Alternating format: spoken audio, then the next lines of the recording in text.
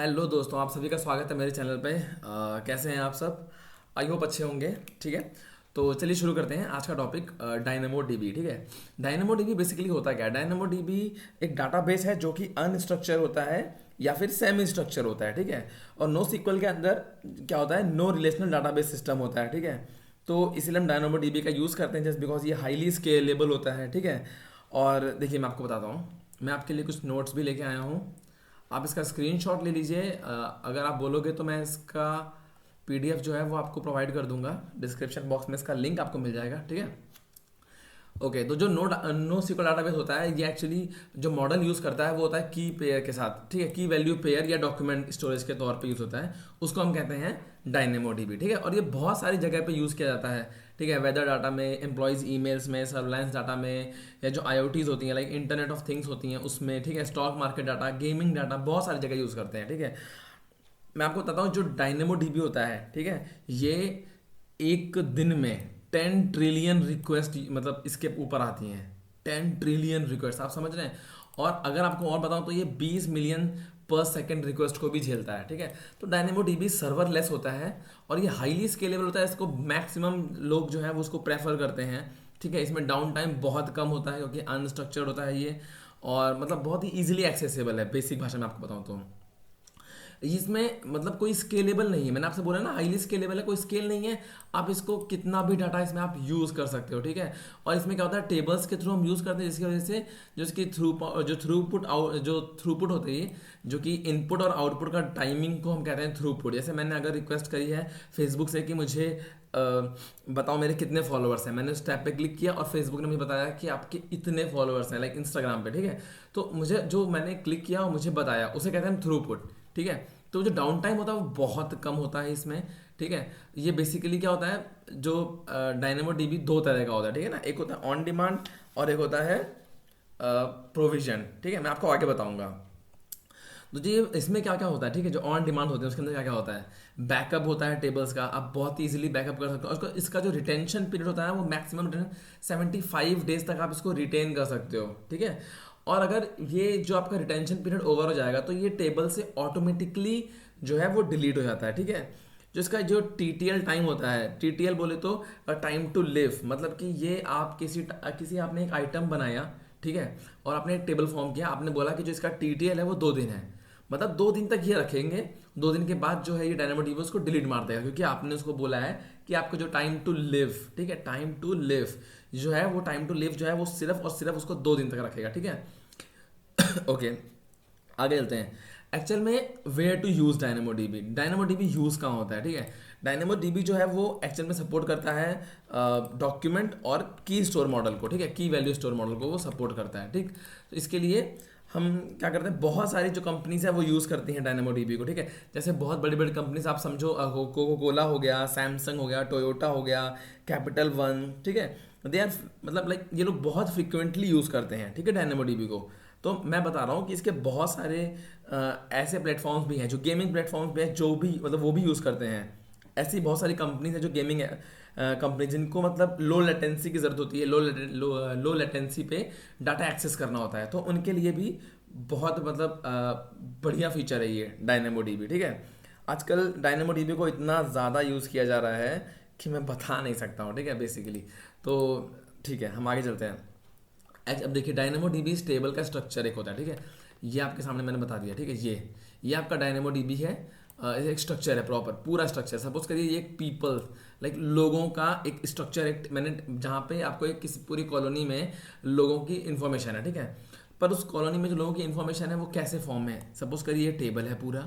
ठीक है, इस टेबल में ये एक आइटम है, ये एक आइटम है, ठीक है, ये एक आइटम है, ये पूरे एक आइटम है। ठीक है, तो टेबल होता है, टेबल्स के अंदर होते हैं जो डब्बे होते हैं, मतलब आपकी फैमिली का एक जगह लिखा हुआ है तो ये आपकी फैमिली का हो गया। ठीक है, फिर आपके पड़ोस वाले अंकल का पूरे घर का बायोडाटा, फिर उनके पूरे जो उनके पड़ोस वाले हैं उनके पूरा डाटा। ठीक है, तो ऐसे ही डिवाइड होता है सब में। ठीक है, तो जो टेबल होता है वो कंसिस्ट होता है आइटम्स के।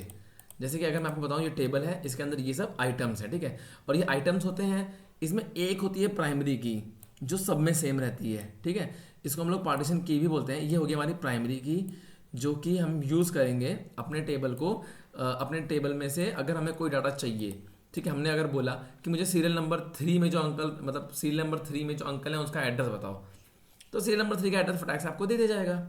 ठीक, अगर मैंने बोला सीरियल नंबर 3 में एज क्या है उनकी, तो आपको एज मिल जाएगी। सीरियल नंबर 2 का पूछेंगे तो आपको मतलब सीरियल नंबर हमारी प्राइमरी की है, सीरियल नंबर के थ्रू वो सीधा समझ आएगा कि हमें किस वाले घर में जाना है। ठीक है, सीरियल नंबर का सबसे इजी मेथड है। अगर मैंने बोला तिवारी जी के घर ले चलो, तो तिवारी जी जरूरी नहीं है ना, ये राकेश तिवारी इनका नाम हो सकता है, इनका नाम हो सकता है भूपेश तिवारी, इनका नाम हो सकता है कि राम किशोर तिवारी, मतलब मैं सिर्फ एग्जाम्पल दे रहा हूँ। ठीक है, तो इससे क्या होगा कि वो तिवारी समझेगा ही नहीं। अगर मैं बोलूँगा सीरियल नंबर तो इनका 1 है, इनका 2 है, इनका 3 है, मैं बोलूँगा सीरियल नंबर 3 पे जाओ, तो वो सीधा यहाँ आ जाएगा। ठीक है, क्योंकि सबका यूनिक होता है। ठीक है, तो ये प्राइमरी कीज होती हैं, और जो एक प्राइमरी की होती है हर आइटम के अंदर, और एट्रीब्यूट्स होते हैं। एट्रीब्यूट्स कितने भी हो सकते हैं, जरूरी नहीं है कि इस वाले के अंदर डेजिग्नेशन होना जरूरी है, इट्स नॉट कंपलसरी। इनके पास डेजिग्नेशन है, जरूरी नहीं है इनका एड्रेस कोई एड्रेस हो, क्या पता नहीं होगा ना कोई एड्रेस। ठीक है, यहाँ रहते ही नहीं, लोकल एड्रेस कुछ नहीं है। ठीक है, तो ऐसे ही जरूरी नहीं है कि इन चीज़ों में आइटम सेम हो, और यही है डायनेमोडीबी का मेन फीचर, कि इसके अंदर जो स्ट्रक्चर्ड वे में नहीं होता है। मतलब अगर इसके पास डेजिग्नेशन है, जरूरी नहीं है कि इसके पास डेजिग्नेशन हो, तो आपको बनाने की जरूरत ही नहीं है डेजिग्नेशन।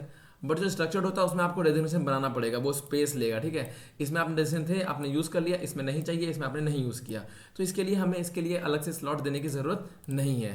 तो बेसिक भाषा में आप समझ गए हो कि जो डायनेमोडीबी का टेबल कैसा दिखता है, क्या चीज़ें होती हैं इसमें। ठीक है, तो हम चलते हैं आगे।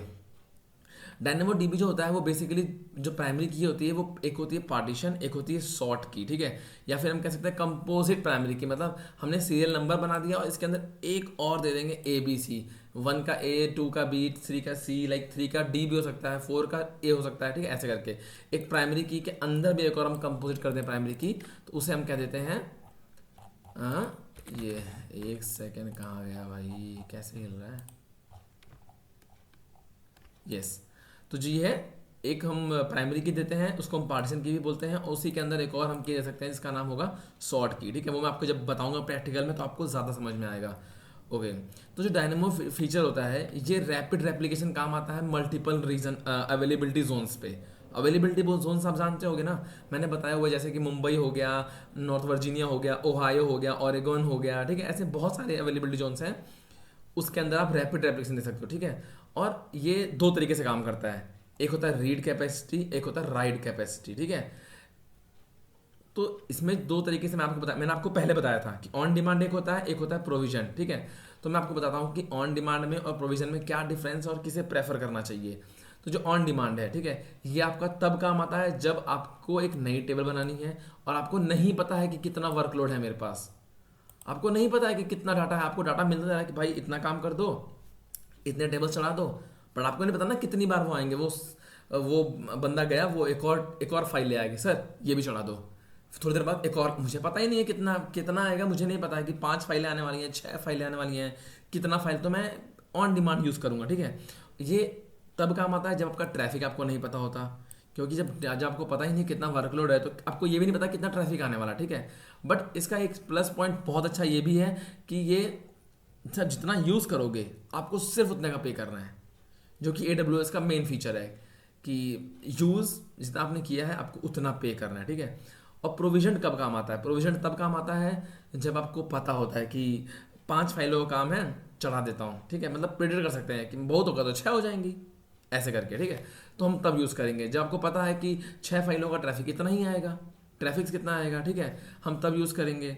तो बेसिक भाषा में ये फोरकास्ट कैपेसिटी रिक्वायरमेंट को भी हम कंट्रोल कर सकते हैं, कॉस्ट को। ठीक है, अब इसका जो आगे आता है वो आता है RCU, मतलब कि पैसा सिंपली मतलब कैसे चार्ज पड़ता है। ठीक है, इसका तो जब हम बात करते हैं, जब हम क्रिएट करेंगे तो हमें 3 टाइप की मिलेंगे टेबल्स फॉर्म करते टाइम, कि आपको कैसा चाहिए, इवेंचुअली कंसिस्टेंट चाहिए, स्ट्रांगली कंसिस्टेंट चाहिए, या फिर ट्रांजैक्शनल चाहिए। राइट, अगर मैं बात करता हूँ इवेंचुअली कंसिस्टेंट की, तो इसमें क्या होता है, ये फास्ट होता है और चीपर होता है। ठीक है, इसकी स्पीड जो होगी, उसकी 1 RCU मतलब 1 रीडिंग कैपेसिटी यूनिट जो इसकी है वो 8 KB पर सेकंड रहेगी। ठीक है, ये बहुत फास्ट होगा और चीपर होगा। इसमें क्या होगा, जैसे कि सपोज करो कोई डाटा मैं स्टोर कर रहा हूँ, ठीक है, मैं एक लिस्ट बना रहा हूँ। ठीक है, आप बैठे हो, क्लाइंट हो आप मेरे। ठीक है, मैं लिस्ट बना रहा हूँ 100 बंदों की, मैंने अभी बना दी है, मतलब मुझे एक बंदे का डिटेल डालने में लगते हैं 5 मिनट। राइट, तो मैंने 5 मिनट एक बंदे का डिटेल डाला, लगभग 50 मिनट हो गए। ठीक है। तो कितने बंदों की लिस्ट होगी मेरे पास? 10 बंदों की लिस्ट हो गई, क्योंकि 5 मिनट में एक होता है, 50 में 10 हो गए। आपने मुझसे बोला प्रशांत मुझे लिस्ट चाहिए, ठीक है। तो मैंने क्या बोला कि सर 50 हो गए हैं, सॉरी 10 हो गए हैं, तो मैं आपको तुरंत दे दूंगा 10 का, लो। जबकि मैंने 50 मिनट की जगह मैं 53 मिनट पे काम कर रहा हूँ, मतलब 11वें बंदे का भी आधा काम हो चुका है, बट इवेंचुअली कंसिस्टेंट जितना हो चुका है तुरंत दे दो मुझे। तो मैंने आपको 10 की भेज दी, ठीक है। और स्ट्रांगली, अगर आपने स्ट्रांगली कंसिस्टेंट चुना है तो उसमें क्या डिफरेंस होगा? जैसे कि मैंने आपको बताया 53 मिनट में कर चुका था, 11वें बंदे की भी डिटेल मैंने आधे से ज़्यादा लिख दी थी। बट इसमें क्या होगा कि मैं वेट करूंगा। आपने बोला प्रशांत जितना हुआ है दे दो, मैं सोचूंगा कि 53 मिनट का हो चुका है, 2 मिनट और लगाऊंगा तो 11 बंदे हो जाएंगे पूरे। तो मैंने कहा ठीक है सर, देता हूँ आपको, थोड़ा टाइम दीजिए, ठीक है, little slow. Like 1 minute 2 minute का बचा था मेरे पास डिटेल, तो मैंने वो 2 मिनट लिए, मैंने वो भरा, फिर मैंने कहा सर ये लीजिए 11 बंदों की लिस्ट। तो मैंने वो आपको ज़्यादा एक्यूरेट दिया, ठीक है। थोड़ा सा स्लो लग गया क्योंकि मैं बहुत करीब था उस लिस्ट के, जो नए बंदे के, तो मैंने वो चढ़ा दिया, फिर मैंने आपको दे दिया। तो आप बेसिकली आप समझ गए होगे, ठीक है ना, कि क्या है ये इवेंचुअली कंसिस्टेंट, कि जितना रेडी है वो दे दो, और स्ट्रांगली बस होने वाला है वो करके वो दे दो। ये डिफरेंस है, ठीक है, इवेंचुअली और स्ट्रांगली में, ठीक है। ट्रांजेक्शनल भी ऐसे ही होता है। ट्रांजेक्शनल बेसिकली क्या होता है कि आपको ये एटोमिसिटी, कंसिस्टेंसी, आइसोलेशन और ड्यूरेबिलिटी, मतलब ये आपका जो डाटा है उसको करेक्टनेस करने में काम आता है आपके डाटाबेस में, ठीक है। तो हम ट्रांजेक्शनल तब यूज़ करते हैं। तो वैसे ही जो डायनेमो डीबी की ये रीड कैपेसिटी यूनिट है, आपकी रीडिंग की स्पीड, आपने मांगा उसकी स्पीड। मेरी स्पीड मैं लिख रहा हूँ वो कैसे रहेगी? राइट कैपेसिटी यूनिट, ठीक है, ये होगी जैसे 1 KB पर सेकंड की स्पीड से, ठीक है। और इसमें जो पैसा पड़ता है, जो चार्ज हमें AWS चार्ज करता है, वो डिपेंड करता है रीडिंग पे, राइटिंग पे और स्टोर करने पे, ठीक है। और एक चीज़ आपको जो ध्यान देनी है कि आपको 25 GB का डाटा जो है वो फ्री टायर के अंडर फ्री मिलता है, ठीक है। हाँ, और लिमिट्स की अगर मैं बात करूँ, जो लिमिट्स होती हैं, आप एक अवेलेबिलिटी जोन के अंदर, ठीक है, एक अवेलेबिलिटी जोन के रीजन के अंदर, सॉरी, एक अवेलेबिलिटी रीजन के अंदर आप 256 टेबल्स फॉर्म कर सकते हैं, राइट। पर उस टेबल की जो साइज होगा ना, वो प्रैक्टिकली कोई लिमिट नहीं है उसकी। मुझे नहीं पता एक फाइल में मैं कितने डाटा ऐड करने वाला हूँ, तो ऐसा कुछ नहीं है, बट मैं 256 टेबल्स मैक्सिमम यूज़ कर सकता हूँ, ठीक है। तो ये इसकी लिमिट है कि मैं मैक्सिमम 256 टेबल्स यूज़ कर सकता हूँ, ठीक है। तो ये था बेसिकली डायनेमो डीबी का पूरा थियोरेटिकल पार्ट। जब मैं बनाऊंगा, जब मैं प्रैक्टिकल करूंगा इसको, तो आपको ज़्यादा बेटर समझ में आएगा, ठीक है। बट प्रैक्टिकल करने से पहले भी आपको ये देखना जरूरी होगी। जब आप ये देख लोगे तो प्रैक्टिकल आपको ज़्यादा बेटर समझ में आएगा। तो बेसिकली आपको ये दोनों वीडियोस बहुत ज़रूरी हैं, ठीक है, ये और इसका नेक्स्ट वीडियो, ठीक है। तो प्लीज़ आपको वीडियो अच्छा लगा हो तो आप प्लीज़ लाइक कर देना, आप चैनल पे नए हो तो सब्सक्राइब कर देना, और प्लीज़ मुझे कमेंट कर देना, मुझे अच्छा लगता है, सपोर्ट मिलता है। So thank you for watching, and चलते हैं हम प्रैक्टिकल की तरफ नेक्स्ट वीडियो में, राइट।